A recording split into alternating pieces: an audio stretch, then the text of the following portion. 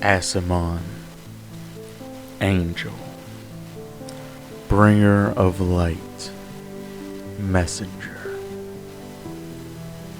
These beings have been known by many names, powerful entities of light and goodness, traditional enemies of all manners of fiends, warriors, stewards, and proxies of the divine powers.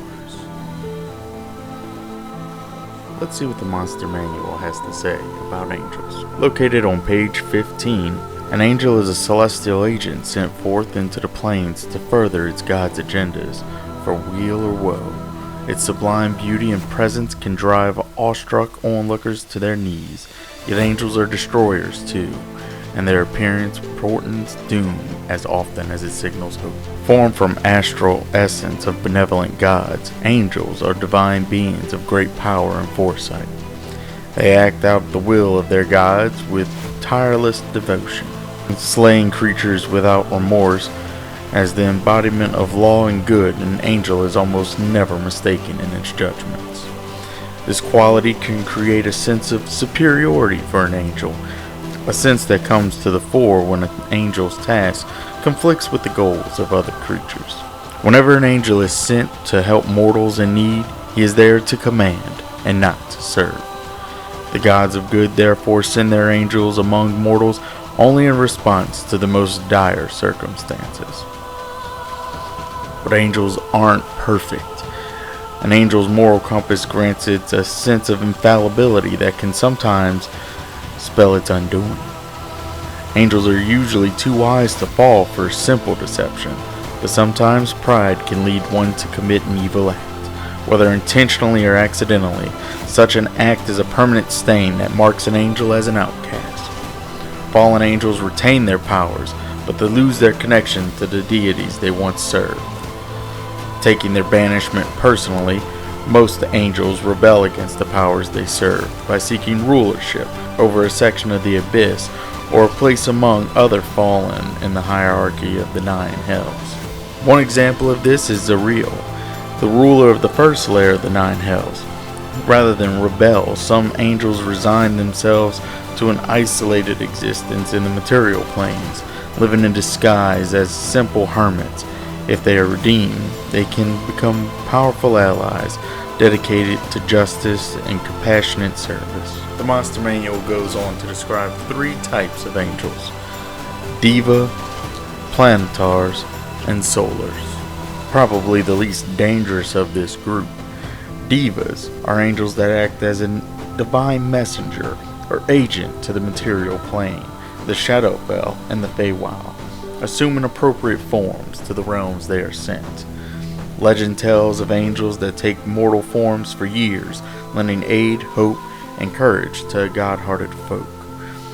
A diva can take any shape, although it prefers to appear to mortals as an innocuous human.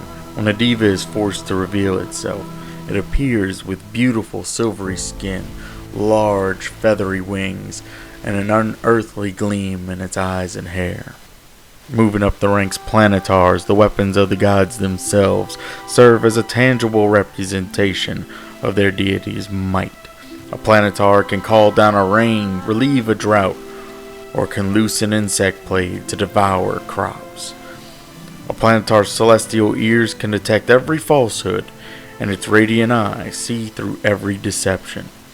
Brandishing white feathered wings, Planetars have green skin and are completely hairless. They tower over most humanoids, brandishing immense swords with grace. And finally, the Solars. A Solar is godlike in its glory and power. On the battlefield, the Solar sword flies into the fray on its own, and a single arrow from a Solar's bow can strike a target dead on contact. So great is a Solar's celestial might, even demon princes shrink at its resonant commands. It is said only 24 Solars exist. Few are known by name. What the Monster Manual doesn't tell you is that there are more types of angels: Light Asimon, Movonic divas, Monadic divas, Astral divas, doesn't tell you that angels live primarily in the upper planes. Though they are permitted to freely travel, it also fails to tell you that angels are not just created by their deities, but they're doing so using the spirits of select petitioners, forming new bodies for the chosen followers in their afterlife, making them into Agathanon, who serve faithfully as warriors in the holy armies. These Agathanon can be promoted and transformed into celestial stewards in a process called ascendance. Such a promotion involves a change in not just physical form, but also magical power and status. Typically, Agathanon were promoted into divas, who were in turn transformed into plantars, and finally into solars. The powers considered the good deeds performed by the angel when deciding when and how to promote him or her. An angel would retain all its memories upon ascendance. It was only the physical form and the powers that that individual possessed that were changed. But let's dive a little deeper. Light Azimon were the lowest of the celestial stewards, yet they were not formed from the ascendants of Agathanon. Instead, they were created from the spirits of greater angels who had been slain on the other planes in the course of their missions. For this reason, they were held in reverence by the other angels of greater power. Movonic divas, the most privileged and worldly of divas, oversaw the prime material plane, the negative energy plane, and the positive energy plane.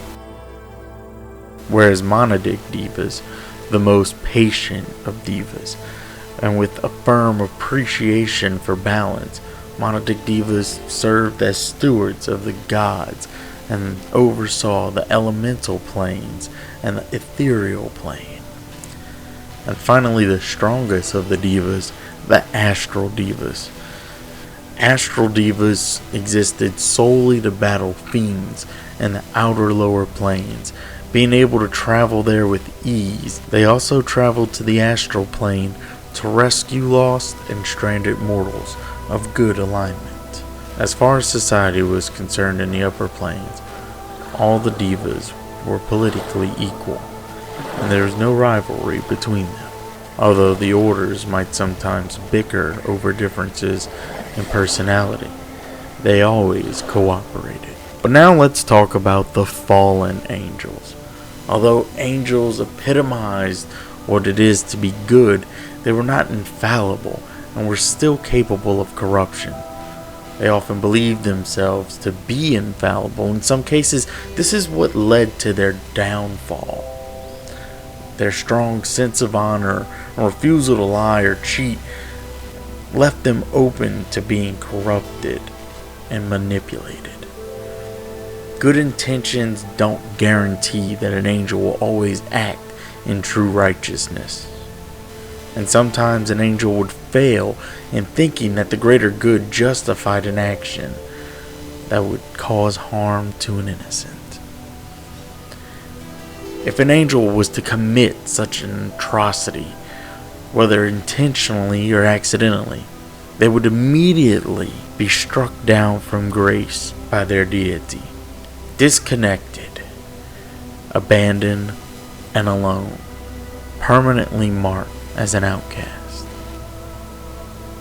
The punishment of an angel usually involved revoking of powers and descendants to a lower form in the angelic hierarchy, usually the form of an agathon. However, if an angel was truly unrepentant of its deeds, they would usually be stripped of all powers and cast to the lower planes. These are the fallen angels, and their names were never spoken in the upper planes again. The spirits of most fallen angels were consumed by the fiends with great pleasure. However, some were instead formed into the lowest of the demonic hierarchies to become fiends themselves. Some of these fallen angels eventually rose to become powerful fiends, ruling over legions of evil. In one myth, even Asmodeus was once an angel. But that, my friends, is a story for another time. Thank you everybody for watching. If you enjoyed this content, want to see more like it, please like, subscribe, follow us here on YouTube, Facebook, TikTok. We're everywhere.